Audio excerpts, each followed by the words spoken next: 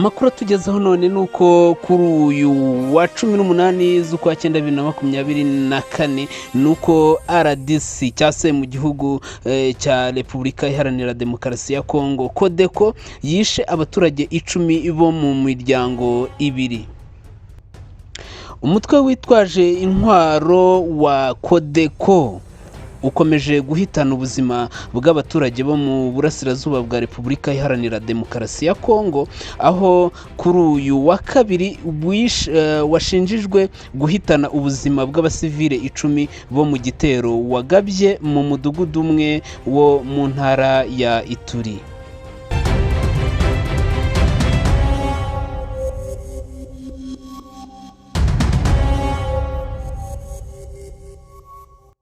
Munyemerere rero mbasangiza aya makuru nkuko turi kuyakesha igihe.com. Munyemerere tuyabasangiye tuyavimuzingo tubabwire neza uko iki gitero, ndetse mumenye ngo Codeco niki, ese Codeco ikora iki, Codeco yaje ite. Ibi byose mumfashe munyemerere tubashe kuba twabisangira, tuganire ndetse dusangire ikiganiro, tumenye ibiri kuvugwa mu karere k'ibiyaga bigari ndetse no mu karere k'u Rwanda. Turimo turababwira ngo ibi byose tuba tugira ngo tubibagezeho kugira ngo mumenye amakuru yiriwe ayaraye, kuko bajya bavuga ngo icyambere ni amakuru, buriya udafite amakuru nta buzima uba ufite.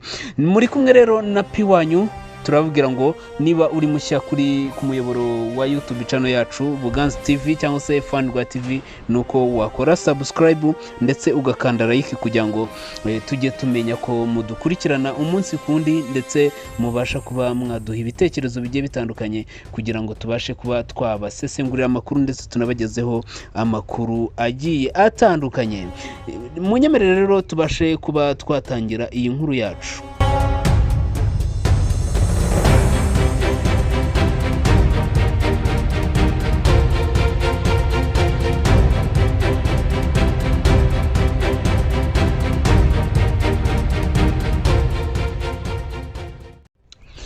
Nibyo koko rero nkuko byatangajwe cyase byanditswe n'ikinyamakuru Igihe cyo kuri uyu wa 18 z'ukwa 9 2024, nibwo iyi nkuru yasesekaye. Biravuga ko kuri uyu wa kabiri ubwo nejo nibwo hagaragaye igitero gikomeye cyane cya Codeco. Codeco rero ikaba yari umutwe witwaje intwaro wagerageje kuba wakomeza gushinjwa n'abantu benshi bagiye batandukanye, bakomeje kuwushinja ko ukomeje guhotera abaturage, kandi ari wo wari waragamije kuba wakemura ibibazo by'abaturage, ndetse ukaba urikomeje gushinjwa ibyaha birimo kuba bakica abaturage babaziza ubusa, ndetse bagakomeza kuba babahemukira ndetse bakica abaturage. Rero byagaragaye yuko ejo kuwa kabiri bishe abantu abasivile 10 baturuka mu miryango ibiri.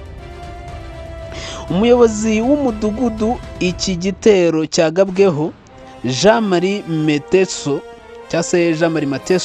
yatangaje ko mu ijoro ryo kuri wa 16 Nzeri 2024 ahagana saa 6 z'ijoro abantu bitwaje intwaro binjiye muri teritwari za Jugu mu ntara ya Ituri, bakica abantu 10 bakomoka mu miryango ibiri.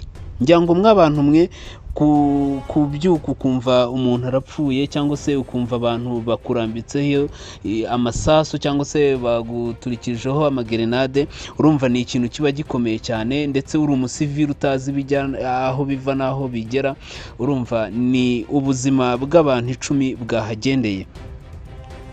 Mateso yatangaje ko babishe babakase imitwe. Iki kintu sinzi niba muri kucyumva neza. Muri demokarasi ya Kongo birakaze cyane. Uyu Mateso akaba ari umuyobozi w'umudugudu wa Ituri muri Njugu mu ntara ya Ituri. Ni ukuvuga ngo uyu Mateso yavuze ko yatangaje ko aba babishe babakase imitwe n'imibiri yabo igashinyagurirwa. ni ukuvuga ngo aba bagizi ba nabi baje bafata abantu babakata imitwe ndetse n'imibiri yabo barayishinyagurira.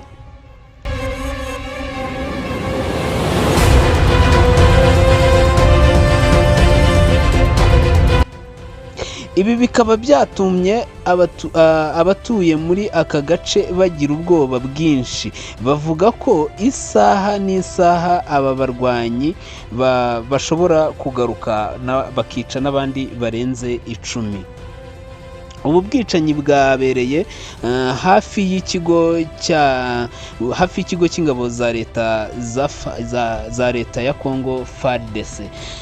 Urumva niba ubu bwicanyi bwabaye bukorewe abaturage, kandi abaturage bakaba bari begereye ikigo cya gisirikare cya FARDC cy'ingabo za Congo, aho ubu bwicanyi bwabaye ingabo nta mutekano, ntabwo bigeze babasha kuba bagenda ngo babashe kuba bakemura icyo kibazo cyangwa se bahagarika ubwo bwicanyi buri kuba, ahubwo byabereye hafi y'ikigo cya gisirikare cya leta cy'ingabo za leta za Congo, cyo bita FARDC.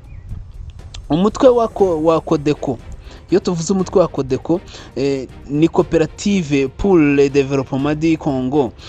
Ni Codeco, ni uvuga ngo ni umwe mu mitwe yakomeje ni umwe mu mitwe ikomeje kwica abaturage benshi muri Ituri, washinzwe witwa ko ari koperative igamije guteza imbere Congo mu bihe bitandukanye.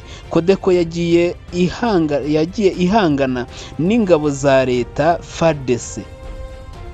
Uyu mutwe ni umutwe witwaje ko wari ugamije kuba wazamura cyangwa se wafasha Congo, ugafasha igihugu cya Congo kugira ngo kibashe kuba cyatera imbere, cyangwa se kibashe kuba cyakivana mu bibazo runaka, kigatera inkunga, kikaba cyahosha ibibazo bigiye bitandukanye.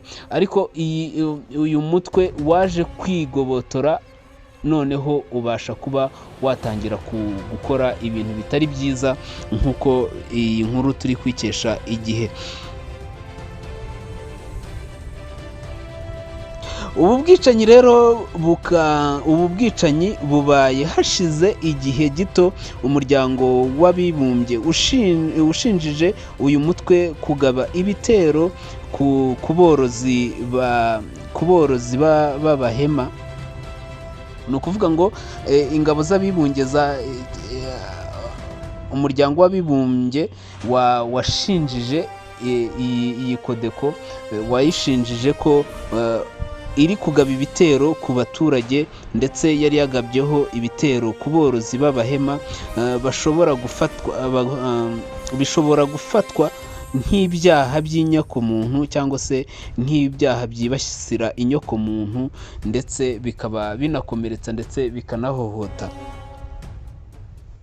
Ibi rero bikaba byagaragaye ku munsi w'ejo, ku munsi wa kabiri, cyangwa se ku munsi wa kabiri w'ejo, nibwo ubu bwicanyi bwabaye muri la teritwari ya Ituri, niho bakomeje kwica, ndetse uyu mutwe ukaba ukomeje kwica abantu bagiye batandukanye, ukaba ukomeje kwica abaturage witwaje intwaro, kandi ibi bikaba bikomeje kwibasira Congo, kandi FARDC nayo yakabaye igira icyo iri gukora.